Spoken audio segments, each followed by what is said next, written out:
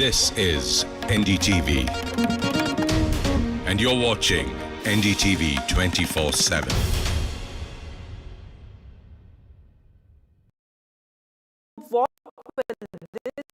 Bangladesh has now, in a sense, reached out to China. The head of the interim government, Muhammad Yunus, has in fact called on China to, in a sense, relocate solar factories, solar industries back to Bangladesh. This made Bangladesh's green transition something that has been the key focus of Bangladesh, key focus of Muhammad Yunus ever since he was sworn in as the head of the interim government. But what does this really mean for India?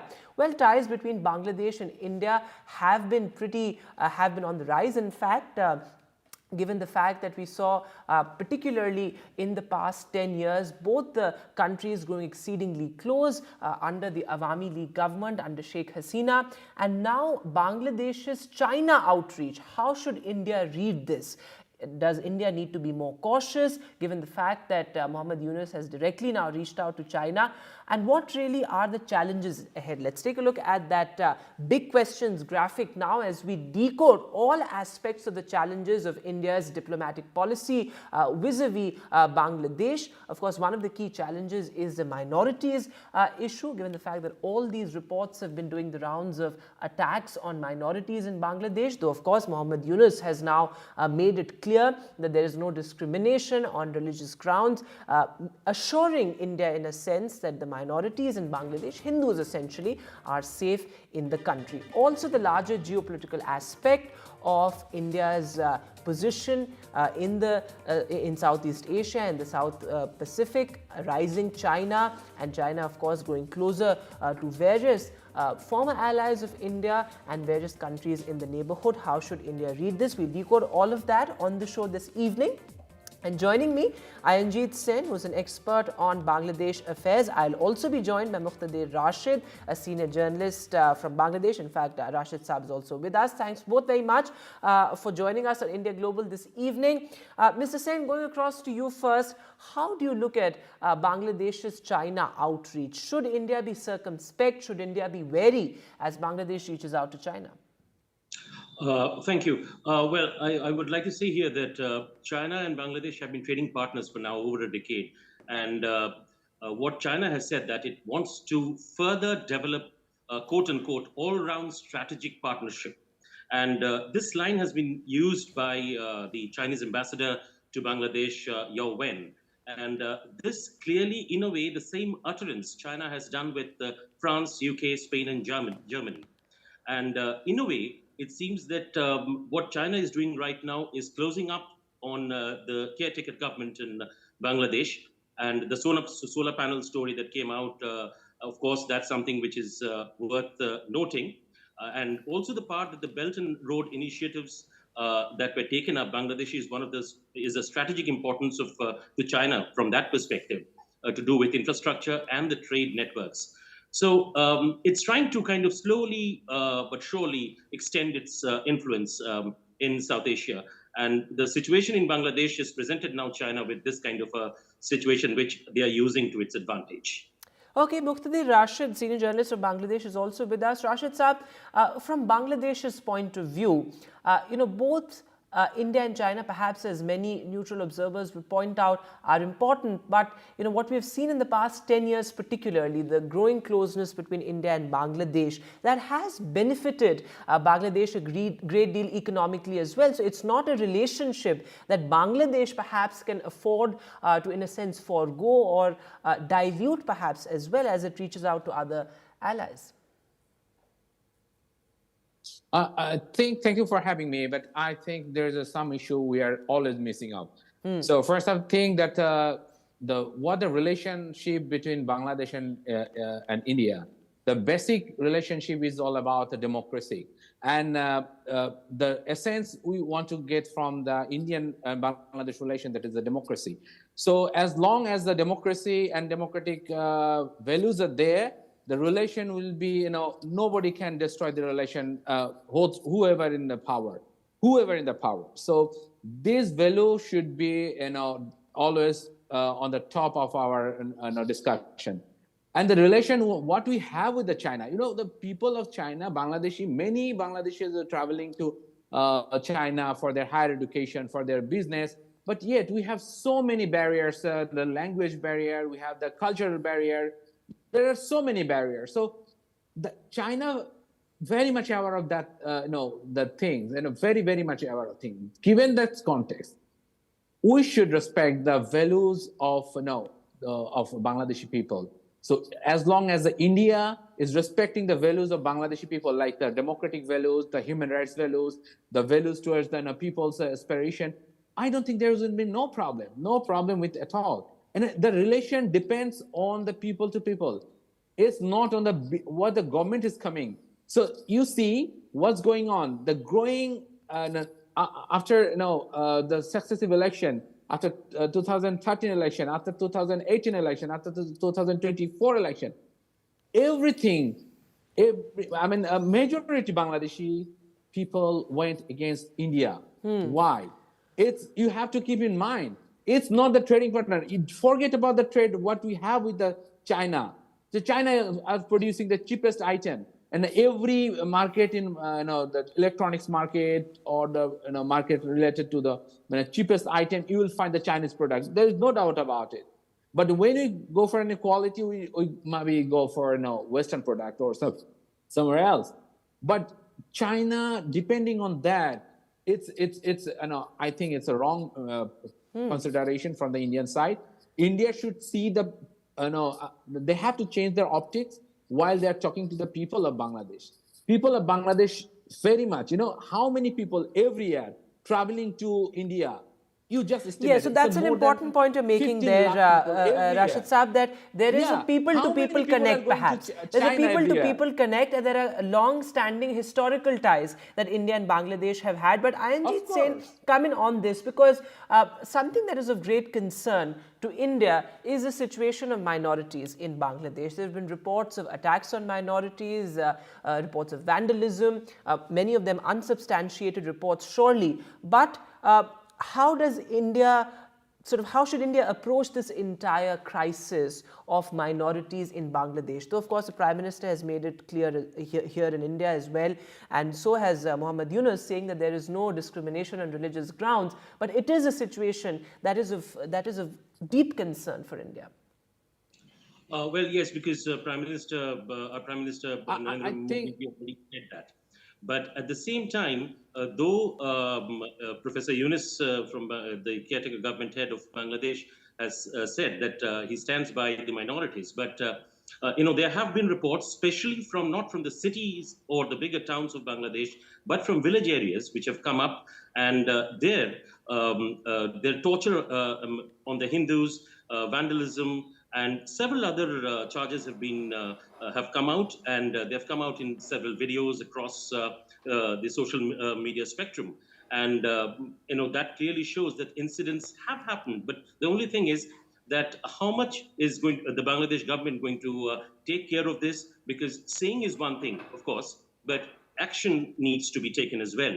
And so that these kind of incidents don't recur, because the Hindus in Bangladesh are definitely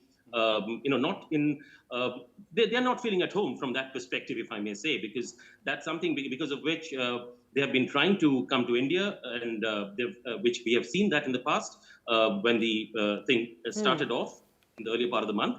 But one thing is certain, that the Indian government and the Bangladesh government both have said that the minorities issue will be looked after. But at the same time, I believe one needs to look beyond the curtain, because there are things happening beyond the curtain in terms of the smaller towns and cities where still incidents are taking place, and especially where several Hindu government officers had to resign, and they have resigned, and they have said that they're resigning on their own. But there have been reports which have also said that they have been made or asked to resign forcibly. Okay. And that's something which is definitely taking place, and it needs to be taken care of by both the governments. Rashid Saab, would you like to comment on this? Because another aspect to this is that such kind of communal violence, if I can call it that, is not good for the stability of Bangladesh as well. I mean, it has wide-ranging ramifications for the country's economic growth and just overarchingly, the stability of Bangladesh. in Bangladesh, you have to keep in mind that we didn't have government for 2 days and the police at least for a week. So we have to restore a lot of things, like from the security aspects, from the good governance. It's not possible right at this point. But the people here, how they react to that attack, did they mobilize those attacks on minority? No, never. Bangladeshi people, I visited lots of temple here. Yes, there are few incidents. Of course, there are a few incidents. There is miscreant. It didn't happen just now when Dr. Yunus took power. It happened. You will find hundreds of thousands similar attacks on minority during the last 15 years of Sheikh Hasina. Similar in when BNP was in power. It's not about that. Many miscreants want to take that advantage and try to grab their pricey land. There many Hindus lives in a very pricey land, and so they try to just kick them out from the land, and then they try to. And many government officials in past, we said, which are related to the. So are you of the opinion that Muhammad Yunus will be able to, in a sense, tackle this situation? And are you confident that Muhammad Yunus will be able to assure the minorities? I believe. I spoke to Hindu leaders. They said they found Dr. Yunus as a secular leader. They found that he is very much amicable to this Hindu community today. In fact, today that was the Janmashtami today, and he met most of the top Hindu leaders at his official residence, and he spoke to them. And you have to keep in mind that most of the people here very much sympathetic to any kind of people who are expressing their views. So we don't want to isolate any community when we, in the process of nation building. All the democratic institution has been destroyed over 15 years. All the security forces are being collapsed. Police needs more than 1 week to restore the normalcy, and the normalcy is there to become. So we have to keep in mind.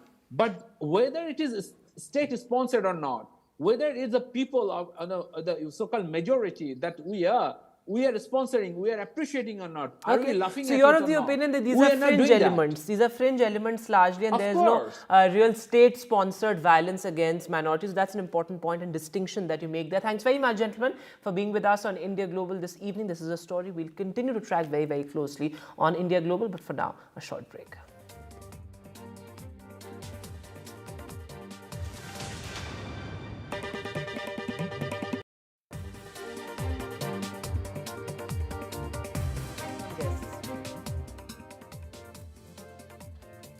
Welcome back. You're with India Global, and now our big focus on the show this evening. Well, India-Singapore ties. There is certainly, a host of opportunities that are waiting to be explored as far as these two key allies are concerned. Well, this on the backdrop of a key ministerial roundtable that took place just a short while back. In fact, the Indian delegation, as you can see in those pictures, comprised our Finance Minister, also External Affairs Minister S. Jaishankar, the Commerce Minister Piyush Goyal, our IT Minister, Railway Minister Mr. Vaishnaw as well. So this was a key meeting, and of course it was the External Affairs Minister of Singapore that was leading the delegation from the country. And this, in a sense, is a reminder of the multitude of opportunities that the two close allies can explore, including, of course, in the areas of defense, also digital infrastructure, given the fact that this has been one of the key focus areas of the Modi government as well. And in the larger geopolitical context, can India and Singapore counter Chinese aggression and also the growing Chinese footprint as far as the Indo-Pacific is concerned? What does the India-Singapore bilateral relationship really mean for Southeast Asia? Well, joining me for more on this, I'm being joined by Dawn McLean-Gill, who's a lecturer at the Southeast Asia and a Southeast Asia expert, Department of International Studies. Also with me on the show this evening, Harsh V. Pant, Head of Strategic Affairs, ORF. Thanks, gentlemen, for being with us. Mr. Gill, going across to you first. How do you see the growing closeness between India and Singapore? Of course, we've been historical allies. We've had a long-standing relationship behind us. But in today's day and age, particularly with the growing Chinese aggression, with the growing Chinese footprint, how do you see India and Singapore, cooperating on matters of, say, defense and, of course, a larger geopolitical strategy? Well, first of all, thank you so much for having me. It's a great honor to be in this program alongside Professor Harshvi Pantji. So it's a great pleasure. Now, we have to understand that among the Southeast Asian countries that India has had historical engagements with, Singapore holds a very special place in New Delhi's foreign policy outlook. You know, from the 1960s, the mid-1960s to the 1970s, it was in fact Singapore that was quite encouraging of India to play a larger security and development role in Southeast Asia, despite New Delhi's reservations towards the region during the mid-Cold War period, right? So when New Delhi adopted its Look East policy under former Prime Minister Narasimha Rao, Singapore looked at this with great enthusiasm and eventually catalyzed and served as a bridge for India to link with major ASEAN-led institutions such as the ARF, EAS, and even becoming a full dialogue partner of Singapore. In the line of security, we have worked closely in maritime security cooperation as well. And there is, in fact, a significant precursor to that spanning in the late 1990s. Now, today, as India is more proactive in translating its growth in material capabilities to a more robust foreign policy in Southeast Asia, and as Southeast Asian countries are increasingly looking for alternative partners amidst the US-China power competition, I feel that India and Singapore could definitely converge in this light, and we have also seen the success in a broader sense of Act East policy towards other countries in Southeast Asia. Professor Pant, come in on this because many would argue that perhaps ASEAN is no longer relevant, given the fact that we've moved to newer international organizations. Do you still see as an important and decisive international body, particularly as far as matters of Southeast Asia are concerned? Look, ASEAN certainly has some relevance, and I think ASEAN has relevance for the regional states. But I think what is happening is that there is, like many other organizations in the world, we are seeing a fragmentation of ASEAN. And I think that is the reality that we have to contend with. And I think India will have to fashion a response to that. And from the, as Dawn was pointing out, for a very long time, India has had very strong bilateral ties with key stakeholders in Southeast Asia. And Singapore was one of the first countries to really be an anchor for India in that part of the world. So certainly, I think taking that relationship forward while keeping ASEAN's centrality as at the heart of India's Indo-Pacific response, India has to ensure now that some of these bilateral partnerships become more robust, because only when you have robust bilateral partnerships can you inject a momentum in your Southeast Asia and East Asia policy.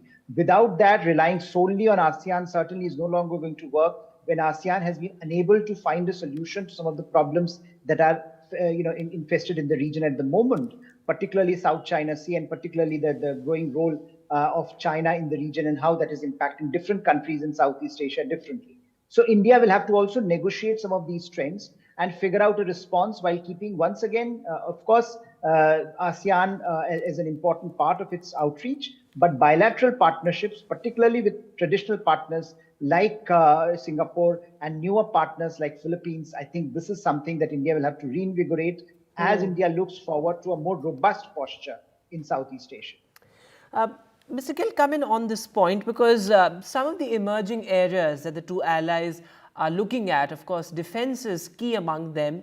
How do you see India and Singapore's defense strategy taking shape, given the fact that it has been a volatile 2 or 3 years, whether it is in terms of what we've seen in terms of maritime safety, that needs to be one area that India needs to secure completely, particularly as far as Southeast Asia is concerned. So how do you see India and Singapore's defense strategy? Because there are certainly very many common values at the center of this relationship. Right, and India and Singapore converge on a lot of aspects, especially when it comes to maritime security. When we look into the map, Singapore is a key maritime Southeast Asian nation, which straddles significant sea lines of communication and is currently facing the brunt of excessive militarization of the strategic South China Sea. Now, of course, Singapore also has significant stakes in the Indian Ocean region. And in fact, one of the key and initial levels of partnership between Singapore and India in terms of maritime security also centered on the Indian Ocean. Now, with the Indo-Pacific construct rising, we are now seeing the convergence of the Indian and Pacific Ocean as one strategic unit, and where concerns and interests and security dynamics have become largely intertwined. So in this regard, I feel that there is a recognition in Singapore and in Delhi regarding the need to facilitate and institutionalize defense partnerships, in this light amidst emerging threats. And it doesn't stop with Singapore. And in fact, when we look into Southeast Asia as a whole, we see a lot of important developments when it comes to India, Indonesia, India, Vietnam, and even here, India and the Philippines, right? Even Cambodia from the Indochina region has also showed its interest in working with India. So I believe, as Professor Panta said, the need to institutionalize these partnerships. And for India to work with Japan, for instance, would be crucial. All right, that's an interesting point you're making. Professor Pant, I'd also like to focus a little bit on, towards the end of the debate, on digital public infrastructure. In fact, recently we saw all these reports of how Singapore is also looking to collaborate with India to develop something on the lines of the Aadhaar, for example. So that's extremely interesting. What are the possibilities as far as this collaboration is concerned, vis-a-vis digital public infrastructure? I think very, very crucial, because if you look at the ISMR agenda, the ministerial agenda, you are looking at a lot of themes that are very critical in shaping the next stage of India-Singapore bilateral relationship. So whether it is digitization, healthcare, skilling and education, sustainable development, I think all these areas are going to be critical as India charts out a more ambitious engagement with Singapore and more importantly with other countries, like-minded countries in Southeast Asia. But with Singapore, there is a comfort level which is quite striking, and I think that's why it has been, in a partner for, as you point out, in the digital public infrastructure the space, where Singapore has been one of the countries that early on came on board and said that we want to partner with you. But I think the success of India-Singapore partnership in that regard can be an exemplar for other countries in Southeast Asia as well. All right. Thanks very much, gentlemen, for being with us. I'm afraid I'm running out of time here. But this, of course, is something that can be a potentially game-changing relationship, particularly in Southeast Asia. Thanks very much for being with us. In other news now, well, Brazil's foreign minister visited India, and this amid a crucial bilateral meeting between the two countries. Brazil, of course, is one of the most important Latin American allies for India. Brazil also is set to host a G20 summit this year, which is why this meeting becomes even more important. And well, that's all the time that we have on India Global, but keep watching NDTV.